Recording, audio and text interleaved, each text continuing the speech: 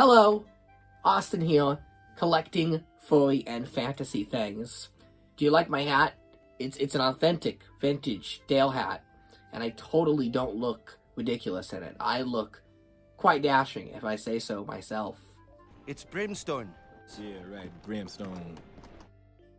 So, if you're collecting furry, something you gotta have in your collection, it's inevitable, is the fursuit. It seems to be an integral part of furry subculture. You get in these big costumes, you go to these conventions, and it's like a big shindig, right? It's when you're out on the town. I have this short here I am modeling. It says, "This is my human costume. I'm really a furry." Isn't that great? It's amazing what you can get on Amazon these days. And same with this Judy Hopps mug. What a time to be alive and collecting furry. Ah, that is good. So yeah, let's talk about the fursuit. They run for thousands of dollars. They're very expensive. And for anyone just now getting into this, it's not something that happens overnight. It's a bit of a commitment, too. To a lot of people, these fursuits represent part of the soul. They represent sexuality. They represent ego, right? So, you get one made, you get one fitted, it's a whole thing. It's like the price of a down payment. It's crazy. What if you want to collect fursuits? What if you want to have multiples? What if you want to get into it on the cheap? Well, I'm here to talk secrets today. Secrets of fursuit collecting.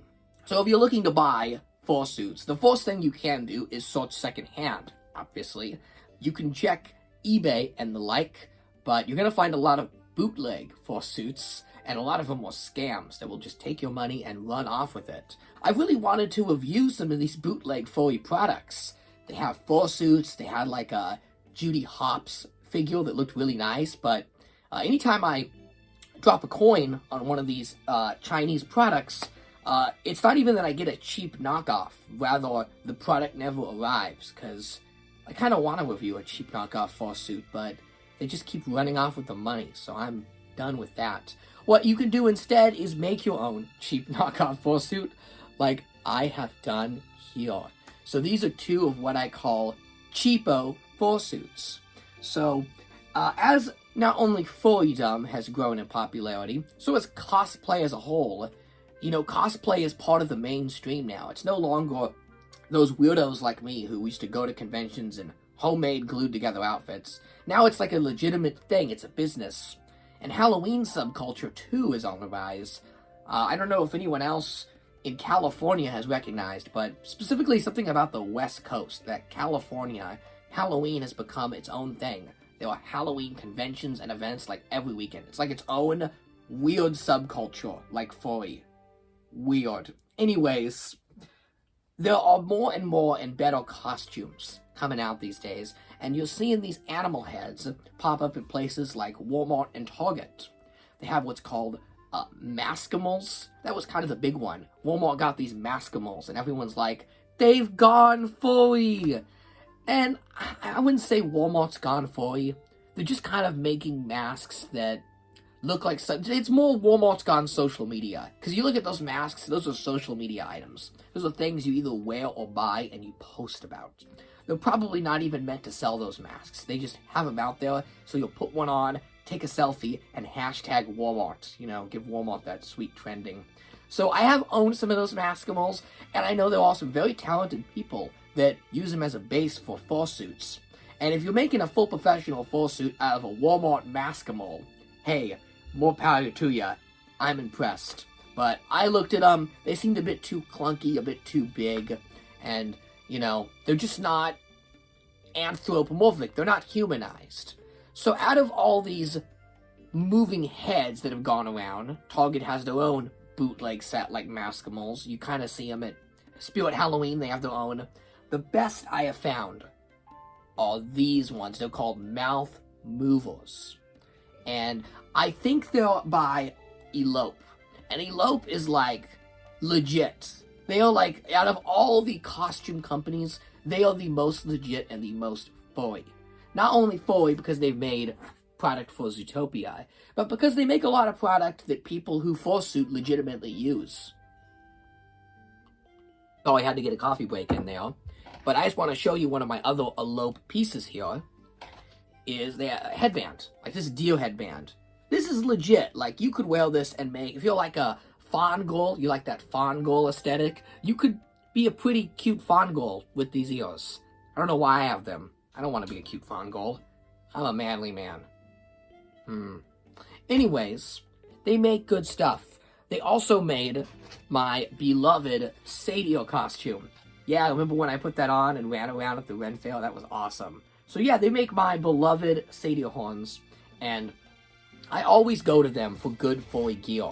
Stuff like paws, stuff like ears, you know, stuff that beginner furries really buy. I guarantee you every first furry has bought one of these at an anime convention. Cheap way to get paws, go to any anime booth, look for what they call cat girl hands. I guess like bikini girls in Japan put these on. The Japanese, man, they're unique, I'll give them that. And hey, I'm not complaining. I'd like to see a bikini girl with one of these on.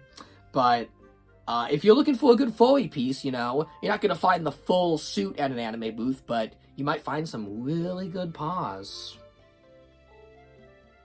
Okay, enough of that. Back to the heads. That's the difficult part, to get the heads. So yeah, Elope makes these things called mouth movers. And I haven't done my research. If it's not Elope, whoops. Just look up animal mouth mover mask. I guarantee it'll come right up. There's a wolf. There's a tiger. There's all sorts of ones that you can use as really good bases for fursuits. And they're pretty legit looking. There was even one I saw that was like a cartoon mouse. And I'm like, wow, I looked at that and thought, that almost looks like a fursuit.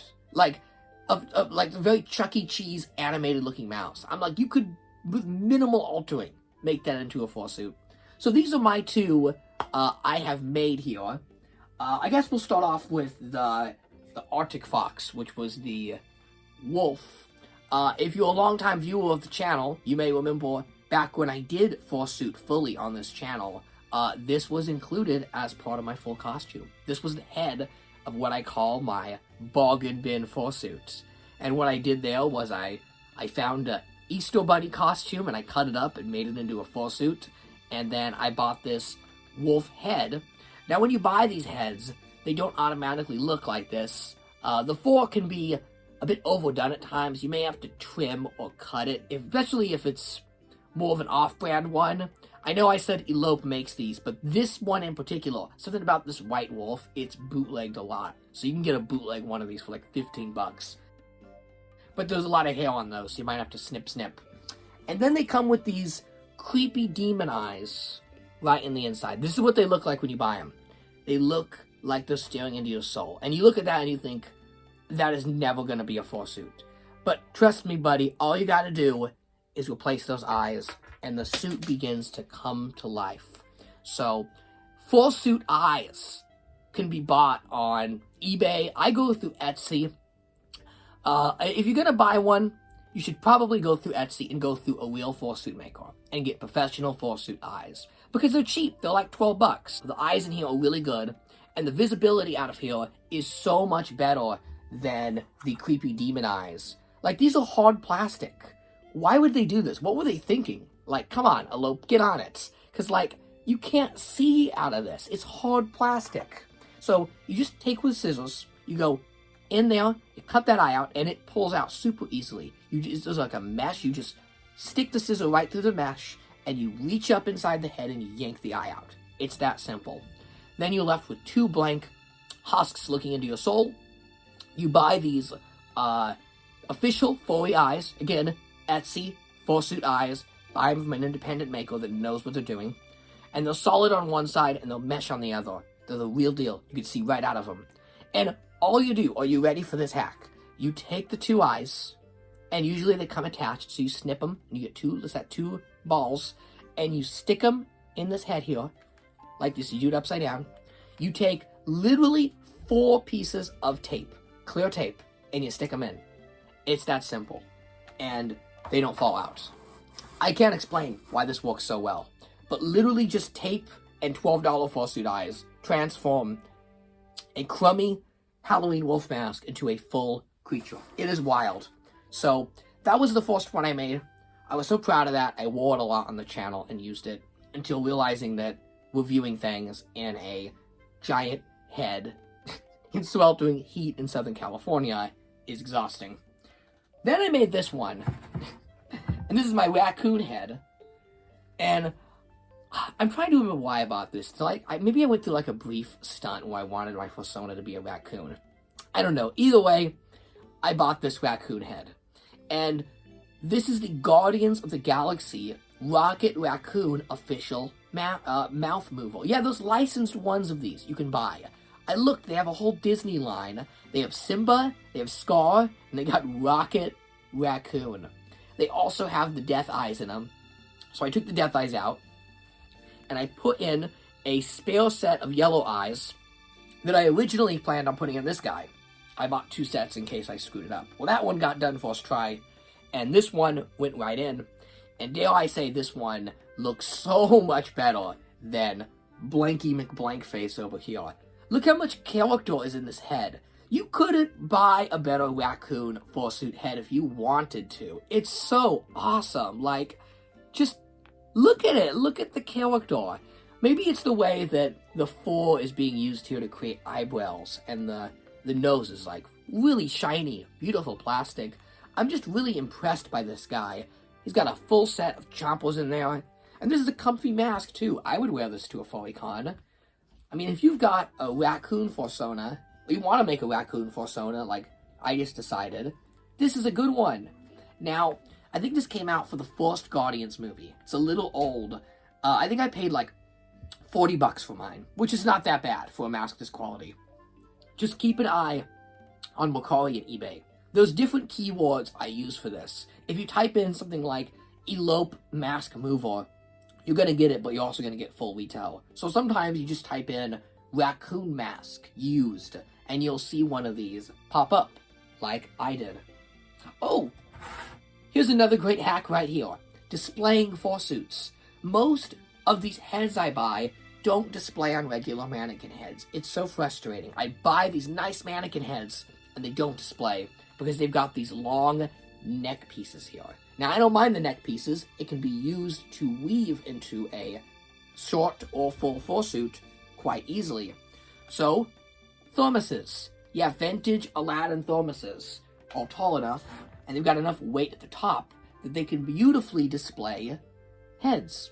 And just like that, I began building a fursuit collection. I can't stop now. Anytime I go to a costume shop and I see one of these nice heads, I just kind of contemplate, like, okay, do I need another fursuit head? I just saw the tiger for sale and I almost bought it, but I'm like, no, I'm never gonna make a tiger sona, even if I have the perfect paws for it.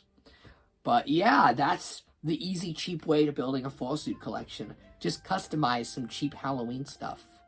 Again, you could also just look for used fursuits. They do pop up every now and then. Here's some used paws I bought online. There you go. These are real vintage fursuit paws. Although, truthfully, I think the anime paws do a better job than the real furry paws. But you know, one thing you gotta keep in mind with buying used fursuits is the characters. These are original characters people make, so sometimes you'll see a suit for sale, but the person will say in the listing that you don't actually own the character. You're not buying the character, you're just buying a suit of their character. And that's kinda awkward, like, who wants to wear a costume of some random character they didn't create? Sometimes it is just people who make fursuits saying, you know, this suit got old, this character got old, I'm selling the suit and the character. Sometimes they even come with artwork. You buy the suit, it'll come with a badge and artwork, and if you can score a good deal for that, do it. I don't blame you. I'm not one of those purists that, like, you have to create your own fursuit and character, and you have to make a reference sheet and get a $1,000 suit made. No, it's expensive. Very expensive. So, if you can find an entryway at becoming furry and expressing your animal sona, more power to ya. And that's what I did. Now, unfortunately, I've not been able to make a full fursuit of the character I've wanted to make.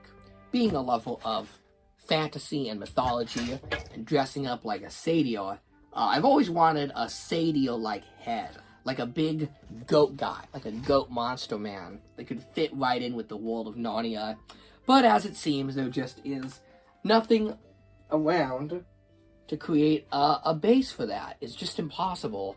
I'm just never gonna find something I could use to make a goat head. Or have I? Da-da, da-da, da-da, da-da, da-da, da-da. What? Stay tuned.